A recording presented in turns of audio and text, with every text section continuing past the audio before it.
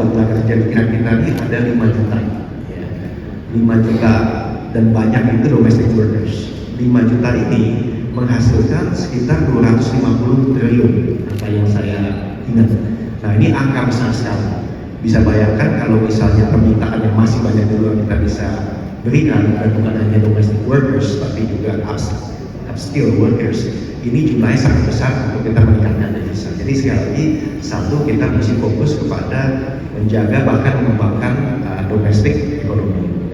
Yang kedua ialah kita mesti juga mengembangkan market-market alternatif. Kebetulan kami di Kadin banyak ikut pada lawatan pemerintah dengan Pak Presiden, misalnya terakhir ke Turki dan Qatar, dan sebelumnya ke India, lalu juga Brasil. Nah di semua itu sudah terlihat tanda-tanda bahwa Indonesia mencoba untuk balancing kita punya fokus untuk trades. Jadi Indonesia itu juga berpikir sedikit banyak tanpa berbicara kayak Trump untuk memikirkan mana yang kita istilahnya masih defisit. Kita datang untuk mencari membuka market tersebut sekali besar.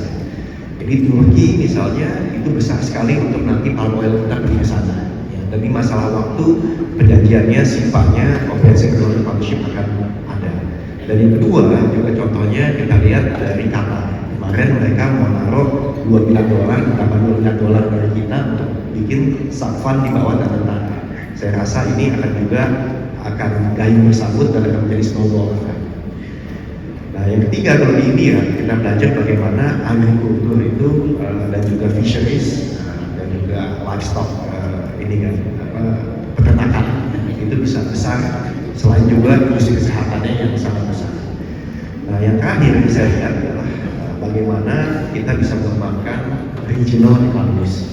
Contoh saja, mungkin yang terakhir, saya baru tadi pagi sampai dari NTT Kupang ke Jakarta, jadi seharian kemarin saya di Kupang. Ini kalau teman-teman yang tahu NTT ini tempat tentunya dari Labuan Bajo. Ya.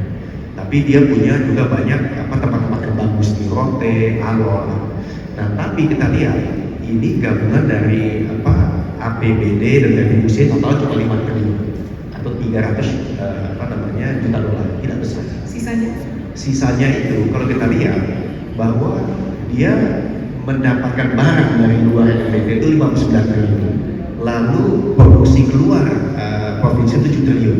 Jadi setiap tahun ada 52 triliun yang mereka konsumsi, termasuk air putih. Nah bisa bayangkan kalau kita di Kadin bekerja sama dengan tentunya investor luar negeri atau dalam negeri untuk membuat resiliensi di satu state aja, itu efeknya sangat besar.